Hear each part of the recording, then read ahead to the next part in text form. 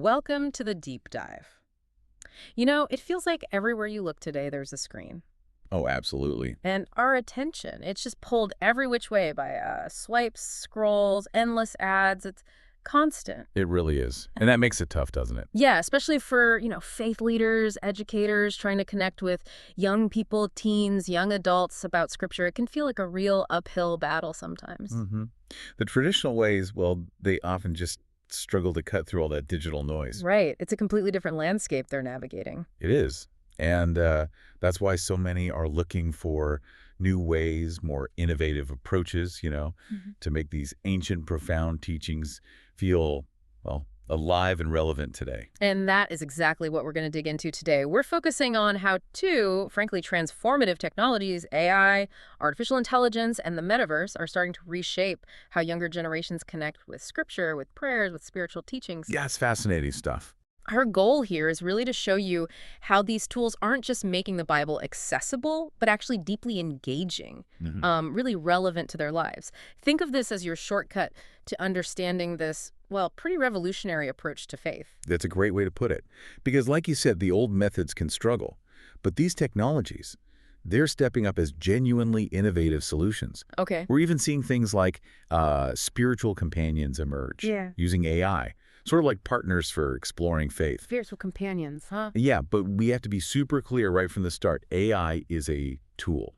A powerful one, yes, but just a tool. Right, not a replacement for God or faith itself. Exactly. It's not a deity. It's a means to an end designed to hopefully amplify that human spiritual journey. That's the key insight. Okay, so let's dig into that first piece. AI as a personal guide to scripture, because this sounds like where things get really interesting.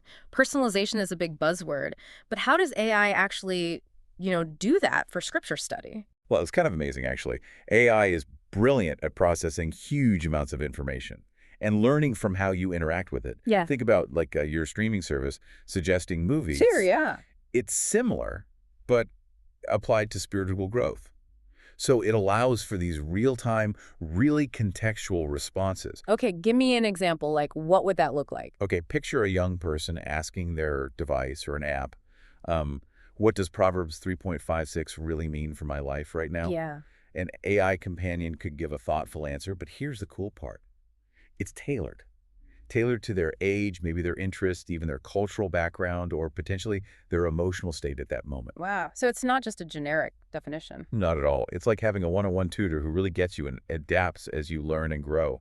That sounds incredibly helpful for breaking down complexity. I mean, biblical language can be dense, right? The historical context isn't always obvious. Precisely. AI can help unpack that complex language, provide that historical backdrop, and maybe even suggest how those ancient words apply today, right now. Which, for someone just starting out, maybe feeling a bit intimidated, that can make all the difference. It removes a huge barrier. It absolutely does. Yeah. And it's not just about making it easier. It's almost like democratizing access to deep theological insights. Think about those massive, thick concordances or, really dense commentaries. Yeah, they can be daunting. For sure. AI can act as a bridge. It makes scripture feel welcoming, approachable, relevant.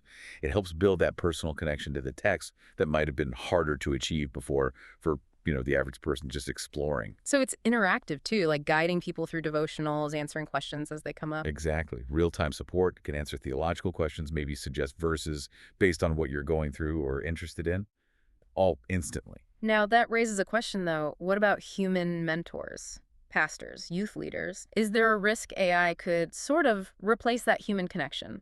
Or maybe make young people too reliant on the tech? That's a really important point to consider. Right. And the goal, let me be clear, is definitely not to replace those vital human relationships. Okay. It's about enhancing their reach and impact. Think of it this way. AI can handle some of the immediate personalized questions, maybe the foundational stuff, Right. which then frees up mentors to focus on the deeper discipleship, the community building, the really nuanced guidance that only a human can provide. So they work together, ideally. Ideally, yes. Yeah.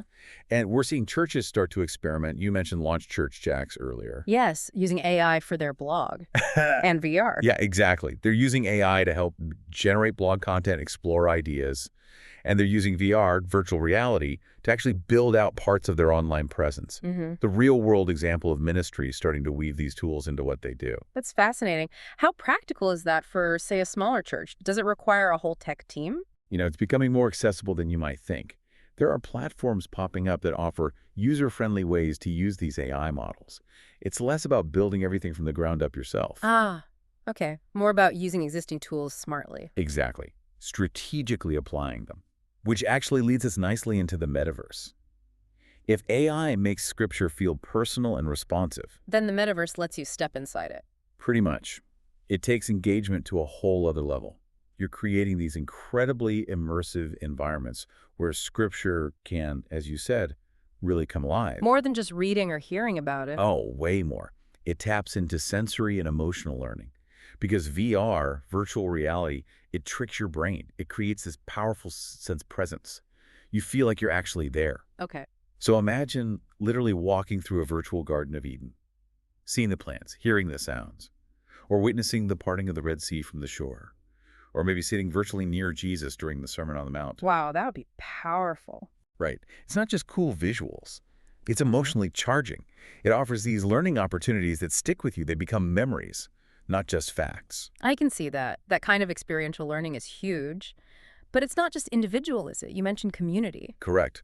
The metaverse opens up possibilities for a global community, for creating inclusive spaces online. So how does that virtual community stack up against, meeting in a physical church building? What are the pros and cons there? That's the million-dollar question, isn't it? We're already seeing churches and ministries hosting virtual Bible studies, prayer groups, even full worship services in these digital spaces, these digital sanctuaries. So people can join from anywhere. Anywhere with an internet connection. It tears down geographical barriers. Think about connecting people during natural disasters or pandemics, times when meeting in person just isn't possible. That's a huge advantage. It is. And for young people, maybe some who feel disconnected from traditional church structures or maybe even intimidated by them. Yeah. The metaverse can offer a safer feeling space. It's inclusive.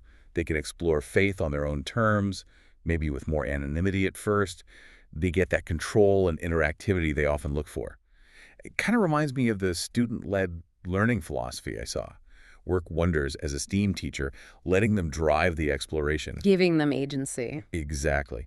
Now, the challenge, of course, is finding the right balance. That digital connection is powerful, but we also need that real-world embodied community. It's not an either, ideally. Right. It's a both hands situation.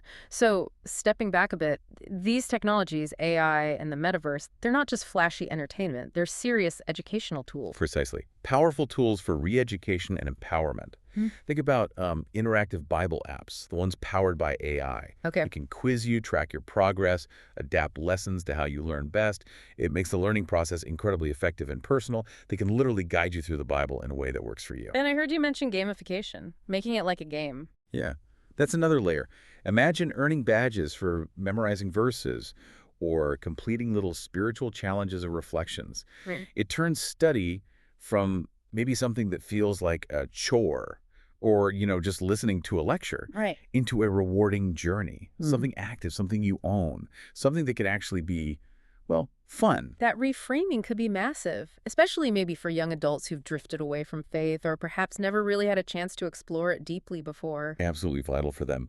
These digital tools just remove so many traditional barriers, geography, obviously, Yeah. distance.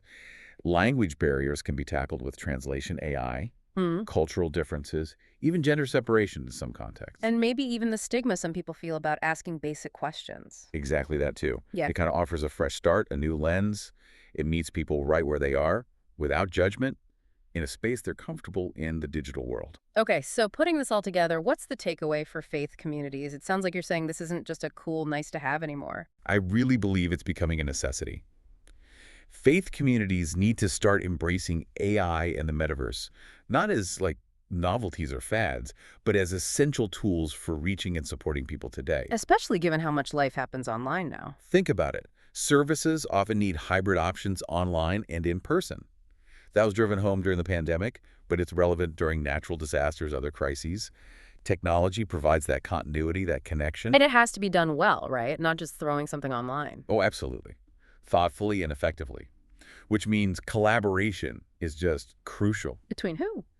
We need technologists, the people who build this stuff, working hand in hand with theologians, pastors, educators, the people who understand the faith deeply. Okay. Tech experts and faith experts. Yes, that fusion of expertise is how you create platforms that are both spiritually sound, grounded in truth, and digitally captivating, actually engaging. And the goal isn't to, like, water down scripture or change the message. No, not at all. The ultimate goal is never to dilute or modify the core message.